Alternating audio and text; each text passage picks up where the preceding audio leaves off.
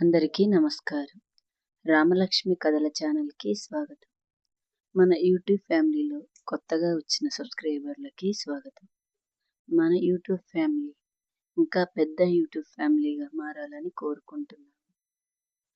మీకు ఎలాంటి స్టోరీలతో వీడియోలు కావాలో మాకు కామెంట్ బాక్స్‌లో తెలియచేయండి. వాటిపై వీడియోలు చేస్తాం. ఈరోజు మనం చెప్పుకోబోయే కథ పేరు కనిపించకుండా పోయిన కూతురు. ఎపిసోడ్ 6లోకి వచ్చేసాం. కూతురు కోసం ఎదురుచూపులు రోజులు, నెలలు, వారాల నుంచి సంవత్సరాల వరకు దాటిపోయింది. రామయ్య తన కూతురు సిరి కోసం సిటీలోని ప్రతి పోలీస్ స్టేషన్కి వెళ్ళి, ప్రతి ఆసుపత్రికి వెళ్ళి వెతుకుతూనే ఉన్నాడు. కానీ ఎక్కడా కూడా తమ కూతురి ఆచూకీ దొరకలేదు. లక్ష్మమ్మ మాత్రం ప్రతిరోజు ఇంటి గుమ్మం దగ్గర కూర్చొని కూతురు కోసం ఎదురు చూస్తూనే ఉన్నాయి. కానీ కూతురు ఇంటికి రాలేదు. నెలలు, రోజులు, సంవత్సరాలు అవుతున్నాయి. కానీ తమ కూతురి సమాచారం మాకు తెలియడం లేదంటూ తల్లిదండ్రుల ఆవేదన ఏమాత్రం కూడా తగ్గలేదు. ఒకప్పుడు బలంగా కనిపించిన రామయ్య ఇప్పుడు బలహీనుడై వయసుతో పాటు తన బలం కూడా చిక్కిపోయి కష్టపడి పనిచేసిన చేతులు ఇప్పుడు వణికిపోతున్నాయి. నల్లగా ఉన్న జుట్టు తెల్లగా పూర్తిగా మారిపోయింది. నవ్వుతూ ఉండే లక్ష్మమ్మ ప్రతిరోజు తన కన్నీళ్లతోనే టైం అంతా అయిపోయింది. ప్రతిరోజు తను ఏడుస్తూ తన కూతురి కోసం వెతుకుతూ బాధపడుతూనే ఉంది. ఇంటిలో కిలకిల నవ్వులతో ఉండే ఆ ఇల్లు ప్రతి ఉదయం బాధతోనే నిద్రలేస్తుంది. ఇంటి గుమ్మం దగ్గర కూర్చుని ఉన్న లక్ష్మమ్మ రోడ్డు వైపు చూడడం మానలేదు. ఏ రోజుకైనా సరే నా కూతురు వస్తుందేమో అని మనసులో అనుకునేవాడు రామయ్య. లక్ష్మమ్మ కూడా కూతురు మీద ఆశను వదులుకోలేదు. ప్రతి సాయంత్రం దీపం వెలిగించి ఇంటి ముందు కూర్చొని లక్ష్మీదేవిలా నా కూతురు తప్పకుండా తిరిగి వస్తుంది అని, దేవుడా నా పాపను క్షేమంగా ఇంటికి పంపించు స్వామి, నా కూతుర్ని తప్పకుండా ఈ తల్లిదండ్రుల దగ్గరికి చేర్చు తండ్రి అని గ్రామంలో ప్రతి పండుగ రోజు తమ కూతుర్ని గుర్తు చేసుకుంటూనే వాళ్ళు బాధపడేవారు. ఒకసారి సంక్రాంతి వచ్చింది. గ్రామం మొత్తం పండుగ సందడితో కలకలలాడుతుంది. కానీ రామయ్య మాత్రం బజారుకు వెళ్ళాడు. ఒక అందమైన చీర కనిపించింది.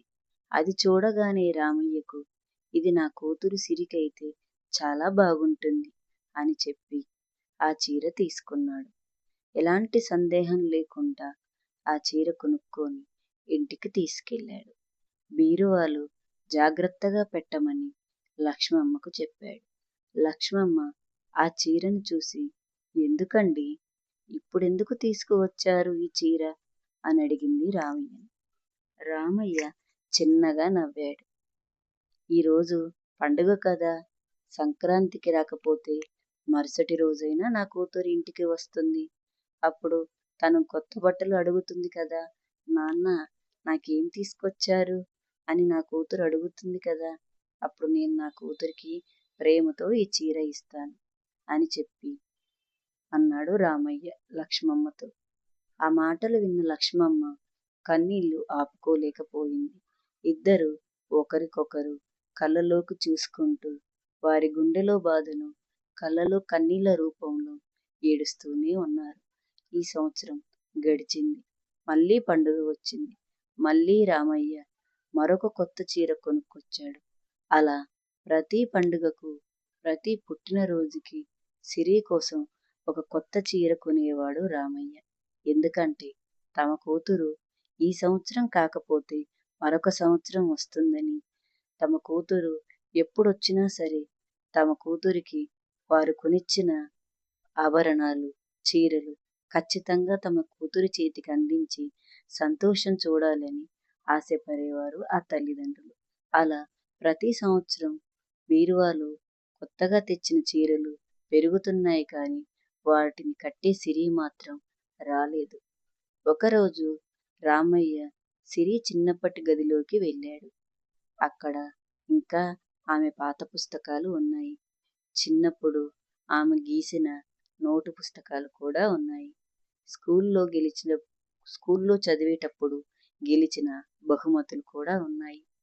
ఆమె చిన్నప్పటి నుంచి వేటితోనైతే ఆడుకుందో ఆ బొమ్మలు కూడా ఉన్నాయి. అన్నీ కూడా అలాగే ఉన్నాయి. అతను మెల్లగా అతని కూతురు ఫోటో ఒకటి తీసుకున్నాడు. ఆ ఫోటోలో సిరి తన నాన్న భుజాలపై కూర్చొని నవ్వుతున్నట్టుగా ఉంటుంది. ఆ ఫోటోని రామయ్య గుండెలకు హత్తుకున్నాడు. ఆ ఫోటోతో రామయ్య ఇలా చెబుతున్నాడు. అమ్మా సిరి, ఎక్కడున్నావు తల్లి? ఒక్కసారి రా అమ్మా. ఈ నాన్నని చూడాలని లేదా తల్లి నీకు? అమ్మా సిరి, రామ్మా, ఇంటికి వచ్చి నాన్న అని పిలువు తల్లి అని మెల్లగా అన్నాడు రామయ్య. అతని కళ్ళ నుంచి కన్నీళ్లు ఆ ఫోటో మీద జారిపోయాయి. ఆ రోజు మొదటిసారి రామయ్య మనసులో ఒక ప్రశ్న వచ్చింది. అది ఏమిటంటే, నేను చనిపోయేలోపు నా కూతురు సిరిని మళ్ళీ చూడగలనా అని తనకు తాను ప్రశ్న వేసుకున్నాడు. సమాధానం మాత్రం కాలం దగ్గర ఉంది. ఎపిసోడ్ 6 ఇంతటితో ముగిసిపోతుంది. చివరి కోరికగా అతని మనసులో కూతురు కోసం పడే ఆరాటం అతను మాటల ద్వారాగా చెప్పాడు. ఇక 7వ ఎపిసోడ్లో ఆ చల్లని రాత్రి రామయ్య తన కూతురి ఫోటోను గుండెలకు హత్తుకొని చివరిసారి ఒక కోరిక కోరతాడు. అదే రాత్రి అతని గుండె ఆగిపోతుంది. ప్రేక్షకులుగా మన కళ్ళలో నీళ్లు తెప్పించే ఈ అత్యంత భావోద్వేగమైన ఎపిసోడ్ ఇంతటితో ముగిసిపోయింది. నెక్స్ట్ ఎపిసోడ్ కోసం మీరు మా ఛానల్ని సబ్స్క్రైబ్ చేసుకోండి.